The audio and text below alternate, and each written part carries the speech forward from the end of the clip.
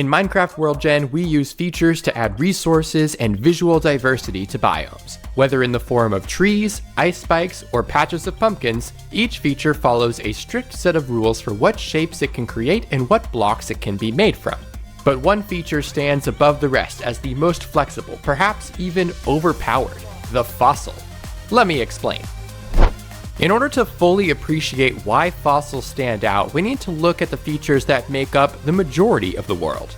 A large number of the blocks that you'll find generating, especially on the surface of many biomes, come down ultimately to a simple block feature. This is the most basic form of feature that we have, but is also one of the most important.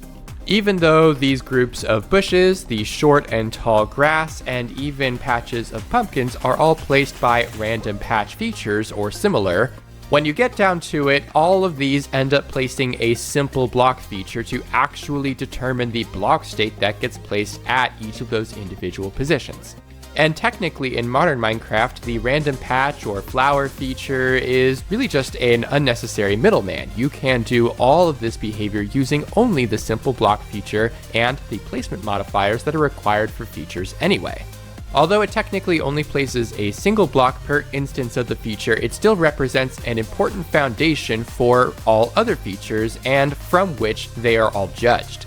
A feature of similar power is the tree, which of course represents a much larger shape, but also has all of these same abilities as the simple block as far as configurability.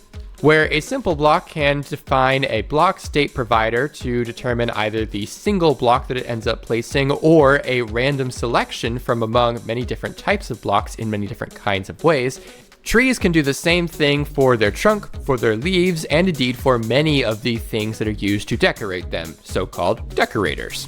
But on top of that, they obviously also generate in more than a single block. You can define many different sizes and shapes for their trunk and for their leaves, and many of their decorators continue to see updates today to make them even more configurable. Trees are certainly my favorite feature in Minecraft, but they aren't necessarily the most powerful, though they're definitely up there. They do still have some limitations, most notably that they do require space to be able to generate. That is somewhat configurable, but ultimately if there isn't room for a tree to generate, then it simply isn't going to. A powerful extension of a block state provider as exhibited by simple block or tree features is the rule system that discs use. In vanilla Minecraft, discs are used very sparingly, mostly in rivers as well as in a couple of places in mangrove swamps and ice spike biomes, and their rule system is used even less so. But when applied in custom worldgen, we can use the rule system to have an incredible amount of control over the conditions under which the disc changes the blocks to different other blocks within the size and shape of that disc. This allows us to take much better advantage of features that aren't as configurable as trees in their size and shape or even the blocks that they're made of. So for example, basalt pillars. However, discs do have a maximum limit on their size, and so if you want to use them for very wide coverage, you need way more discs. The performance impact of this isn't incredibly high, but it does stack up, especially if you plan on doing it a lot. It would be better if instead of having to use discs to modify the blocks that those features or even the terrain itself is made of, we could just do that directly. And this is where the secret power of fossils comes into play. I suspect that many of you watching have rarely, if ever, encountered one of these fossils. Part of that is because they typically generate underground. I'll explain how I was able to get this to generate on the surface in a little bit. But because they are so infrequently encountered in survival Minecraft, it's not surprising that their relative power for custom worldgen is also still relatively new and being discovered. So let's take a look at what fossils are, how they work, and how they can be applied as the single most powerful feature in the game. I've set up this flat world so that we can take a look at some examples of vanilla fossil behavior and explore how they actually function, and then begin to apply it in a variety of different ways to explore how it could be used in custom worldgen. First off, you may already know that the fossil feature actually places structure files, .nbt files, the same that are used for structures like villages, bastion remnants, and so on. Despite using structure files, the fossils are not generated like other structures in the game. They still generate even if you disable structures, and they generate as a completely different part of worldgen from jigsaw structures like villages. In fact, each shape of fossil structure actually has two structures associated, the bone one and the coal one. This is because the fossil feature type requires both a regular structure and what it calls an overlay structure, and the vanilla fossil feature uses this to replace some of the bone blocks in the regular structure with coal blocks from the overlay structure. But of course, the entire shape here is coal ore, and we don't simply want that to replace every single bone block in the regular structure. So both of these structures actually apply what's called a processor as part of generation, very much the same way that an actual structure would. Processors get applied when both of these are generated, the first to randomly replace some of the bone blocks with air, and a second to replace most of the coal ore with air, to end up with a mishmash of both of the two structures that ends up looking like the bones have started to decay into coal, with a few holes for good measure. There are 4 different shapes of what are called skulls used in the game that again both have a bone block version and a coal ore version. And there are also 4 versions of spines, including this really long one and this really wide one, that again, both have a bone block version and a coal ore version. Vanilla uses 2 different configured features that are of the fossil type. One that places structures much like these in the upper section of the world, and one that places the same structures in the lower sections of the world at deep slate level, but use the processor that replaces some of the coal ore with air to replace all of the remaining coal ore with deep slate diamond ore. Technically speaking, all of the behavior here with these vanilla fossils could be done with a single structure and a single processor. However, it does do us some advantages that it isn't the case, that we do have 2 different structures and 2 different processors that apply to the entire fossil feature, which we'll get into closer to the end of the video. For now, let's take a look at some ways that the fossil feature can be applied to custom worldgen. And one of the biggest ways, one of the ways that they are most suited for, is recreating the vanilla dungeon. This is an example of a dungeon structure that I've put together. This is what I'm calling the regular structure piece. And then we have another over here that I'm using as the overlay structure. So we have the mossy cobblestone floor and cobblestone walls that are representative and familiar to the monster rooms that we have in vanilla. And then I'm using the overlay structure to place the spawner and the chests. So we can combine these together into a single fossil feature to recreate the vanilla dungeon structure in our own way. This is a pretty faithful recreation, so we still have a processor that's replacing some of that mossy cobblestone with cobblestone, so we get that kind of random floor, but the walls are made completely of cobblestone. And then I'm also using a processor on the overlay structure to have a random chance to replace some of the chests. Let's go ahead and get rid of the glass here so we can actually get down inside. Now, while this is a pretty faithful recreation of the vanilla dungeon, there are plenty of reasons why you might choose to recreate it with a fossil rather than using the vanilla monster room feature type. You may want the general design that we have here, but want different mobs to generate from the spawners, either powered up zombies and skeletons, or maybe you want a creeper dungeon, any number of mobs you could have using a custom feature to handle the actual spawner data. Or you may want exactly the vanilla dungeon, but the dimension that you're creating doesn't have caves, which the vanilla monster room feature needs to be able to latch onto and connect to. And what's nice about this too is because of the way that the fossil feature works, you can actually have multiple sizes of dungeons all handled by the same feature. Let's see if I can get my bigger one. Yep, here we go. Get rid of that glass. And this is a much larger dungeon than I think can even generate in vanilla. It's probably about 1 block wider on each side. And so again, you may just be in a situation where you particularly want the vanilla dungeon kind of design as far as cobblestone, mossy cobblestone, spawner in the middle, etc. But you want different sizes, different shapes, or just different configurations of spawners and chests. And so the fossil feature is a great way to do that.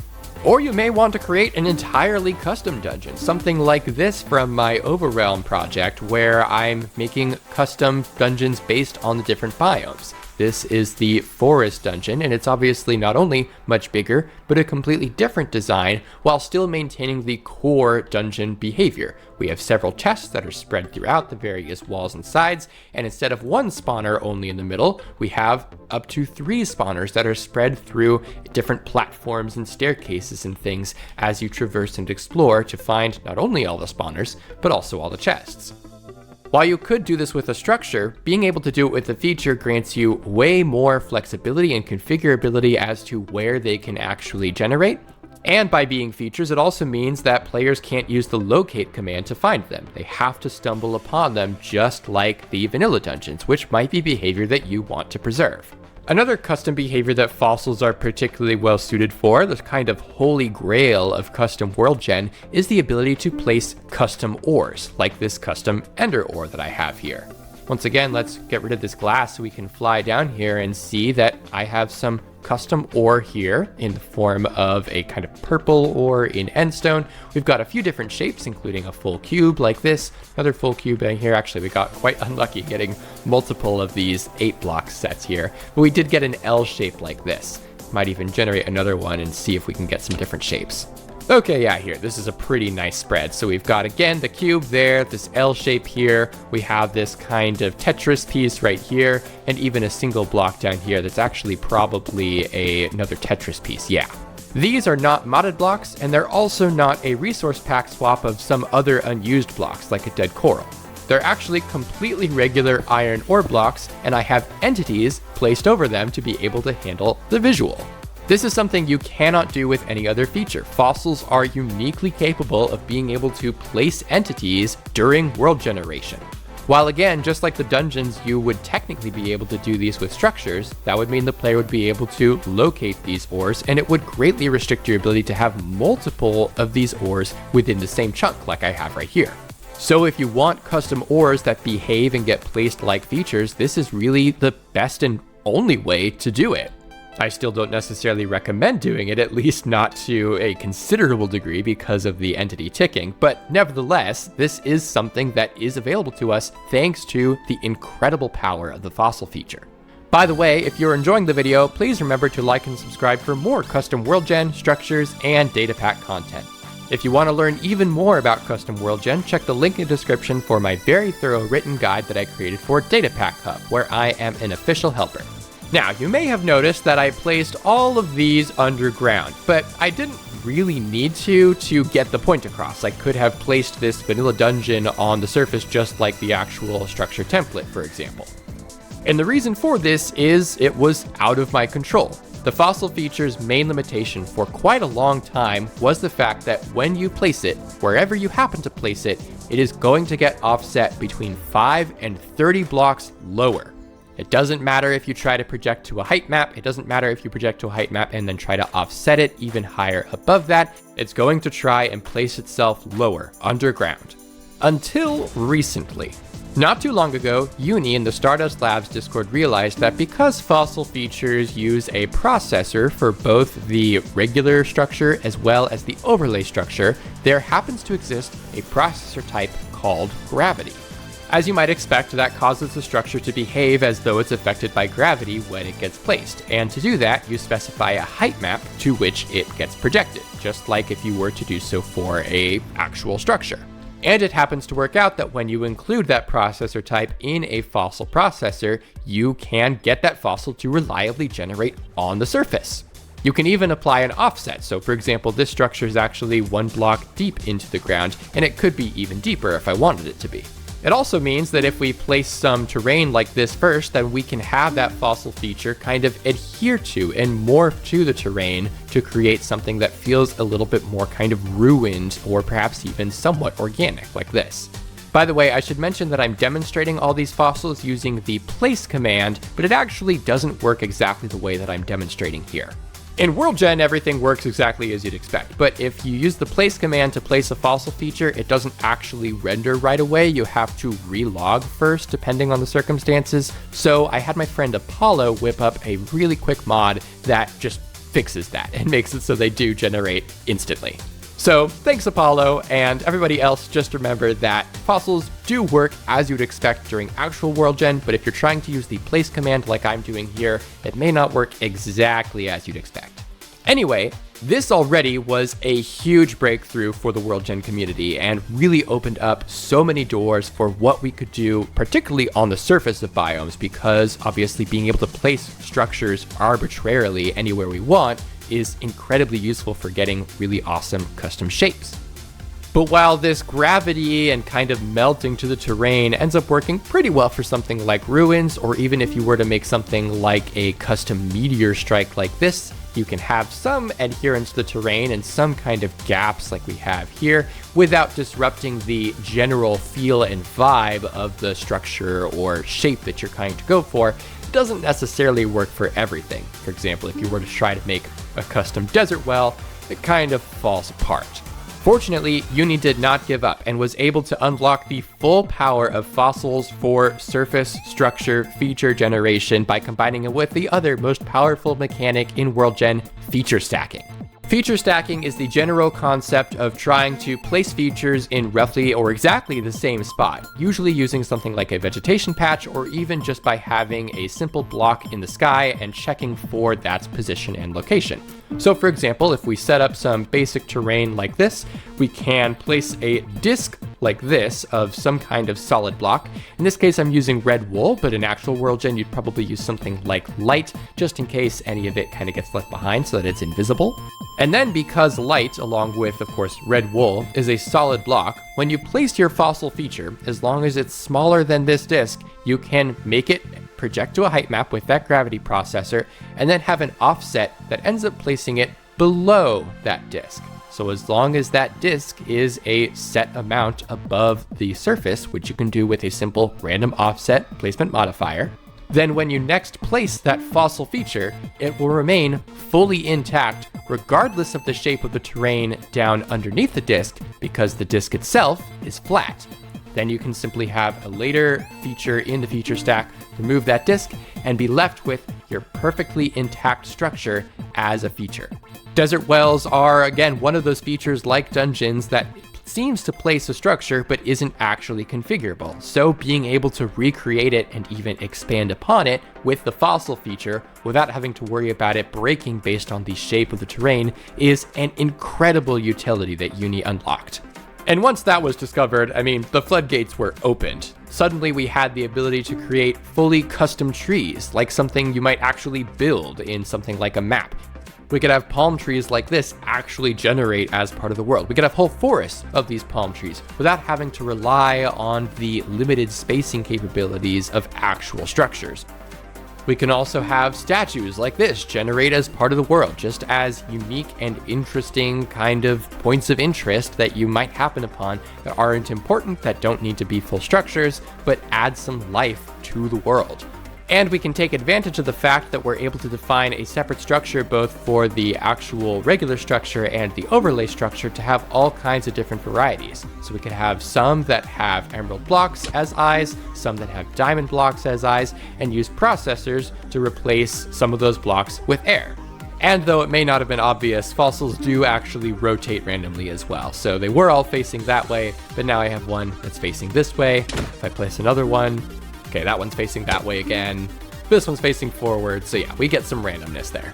This is just like the most basic example of where you can take advantage of being able to place a separate structure from the overlay structure, but you can do all kinds of really interesting kind of mismatching and things like that using different structures rather than having to have it all be handled by a really big processor. Now, fossils are absolutely overpowered, and I think I've demonstrated pretty well why that is, but they do have limitations of their own, as any feature does. First off, they're not jigsaw structures. Jigsaw blocks don't work when they're placed in them. They can't be used to expand or add more detail to them after the fact. They just place the single structure, and if there's jigsaw blocks in there, it'll basically just ignore them and place them exactly as they are. They won't get expanded or anything like that. Additionally, although fossils do support large structure sizes, they're not limited to just a 16 by 16 chunk. I believe this is 30 blocks long, a big, long, hollow log. A fossil will be able to generate this. But if you wanted to place this structurally sound and flat like any of these structures here using the feature stacking method, you would get some unreliable results. With something like this, a really long log, the disk, a single disk anyway, is just not big enough, obviously. The maximum size is this, and so some of it is going to end up overhanging on either side, and it's going to end up getting projected down into the ground like so. You can generate multiple disks all in a row as part of the feature stack to try to get around this, but because as you get into larger than 16 by 16 chunk boundaries, you have to contend with the order in which chunks generate, that can become unreliable. So depending on what you want, you might be limited to smaller structure sizes like this.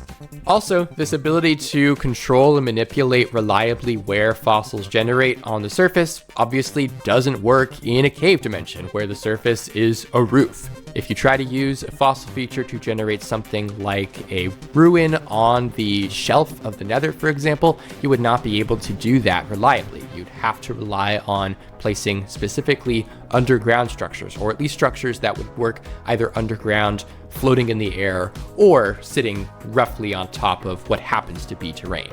However, though these limitations do exist, you can't deny how incredibly useful it is to be able to place not only structures, but also entities as part of world generation without needing to rely on the structure system. It opens up so many doors that even vanilla Minecraft does not utilize to its full potential, and I'm so pleased to be able to share this concept wider so that more worldgen explorers can begin to use them in their custom worldgen projects. If you've enjoyed the video, please remember to like and subscribe for more custom worldgen, structures, and data pack content. Check the link in the description to learn more about getting into custom worldgen with my very thorough written guide. And if you'd like to support the channel and participate in these NPC fights at the end of every video, please consider joining my Patreon. Congratulations to today's winner, Jojo Schmojo, and thanks for watching!